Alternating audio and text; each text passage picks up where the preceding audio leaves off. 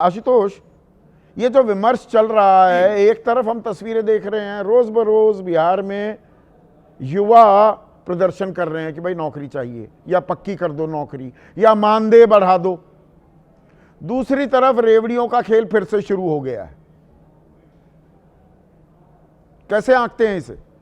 देखिए संदीप, सबसे बड़ी बात यह है कि जो बिहार के अंदर जिस तरीके से लोग प्रदर्शन कर रहे हैं वो उसको और कोई सबूत की जरूरत ही नहीं है। इसका मतलब यह है कि बिहार के युवाओं के बीच में बेरोजगारी बहुत भयानक स्तर पर है।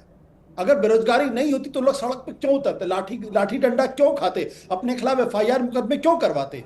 ये तो वो ऊर्जा है जिसको अपने काम में लेके रहना चाहिए, घर परिवार, क्योंकि उसके पास नौकरी नहीं से सड़क पर उतर रहा। दूसरी बात, मैं बार बार इसको कह रहा हूं कि ये जो वेलफेयर के नाम पे या जो रेवड़ियों के नाम पे किया जा रहा है, दरअसल वोटरों को घूस देने की कोशिश की जा रही। ये अपने आप में एक अपराध है।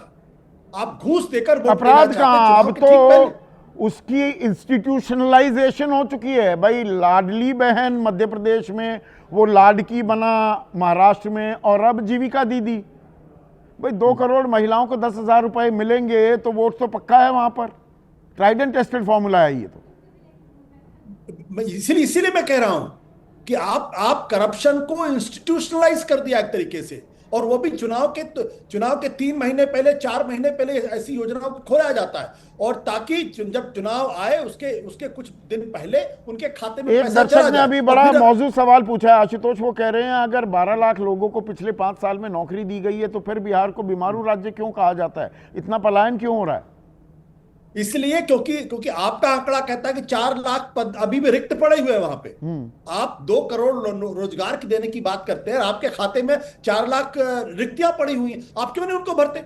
नहीं, ये तो वही जो केंद्र सरकार में भी वादा वो किया, 2 करोड़ रोजगार हर साल, 11 साल हो गए, 22 करोड़ का कोई हिसाब किताब तो दे दे।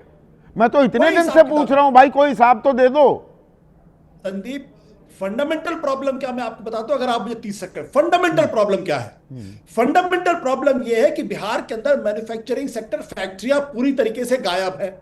हिंदुस्तान की जो मैन्युफैक्चरिंग सेक्टर करीब 15 से 16% के आसपास है, बिहार में लगभग आधी है, 7.33%। ये मैं नहीं कह रहा हूं, ये बिहार की जो स्टेट इकोनॉमिक सर्वे वो कहता है। नहीं, ये मैं आंकड़े थोड़े से और दे दूं आंकड़े। विदेशी निवेश, आपने सही कहा कि भाई प्राइवेट सेक्टर में नौकरियां ज्यादा होती हैं, सरकार सारी नौकरी तो दे नहीं सकती।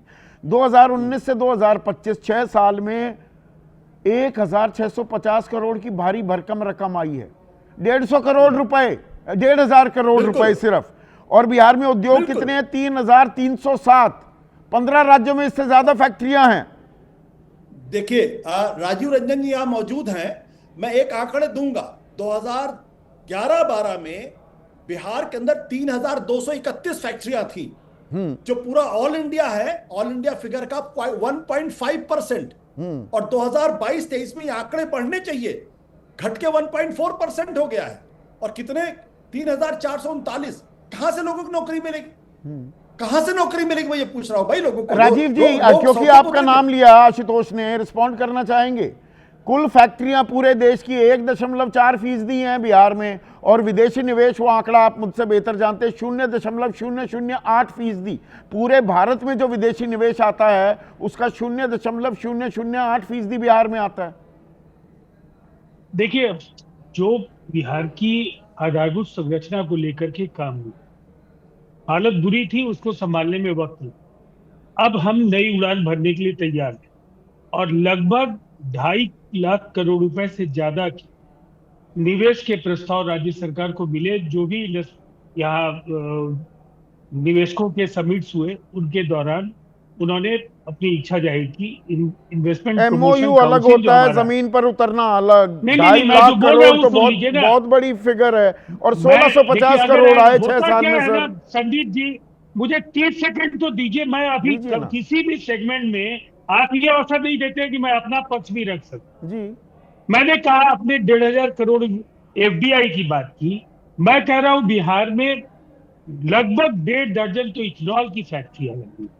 अभी बिहार में सीमेंट के 2 बड़े उद्योग जो नवादा और औरंगाबाद में लगे, फूड प्रोसेसिंग प्लांट्स लगातार लग रहे हैं। कल भी जब मैं गया था, जिस रैली को मैं एड्रेस कर रहा था, वो जिस वेन्यू पर था वो एक शेड था जिसका उद्घाटन बहुत जल्द होने वाला है।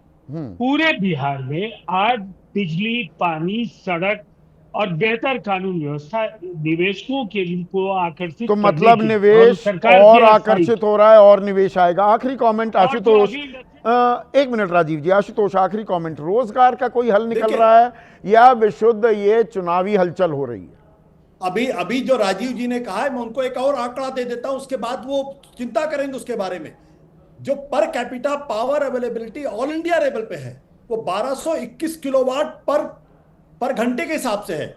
बिहार में 3,700 373 है, यानी लगभग 1/4 पर कैपिटा पावर अवेलेबिलिटी। आप सोचिए, भारत का अखिल भारतीय एवरेज 1200 के आसपास है, बिहार का 350 के आसपास है।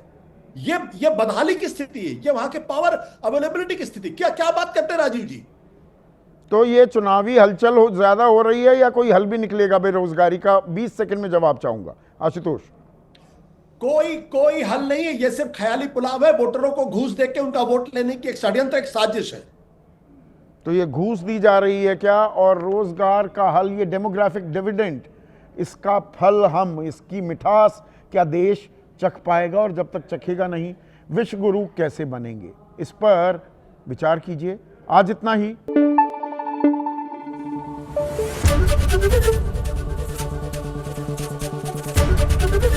एबीपी न्यूज आपको रखे आगे।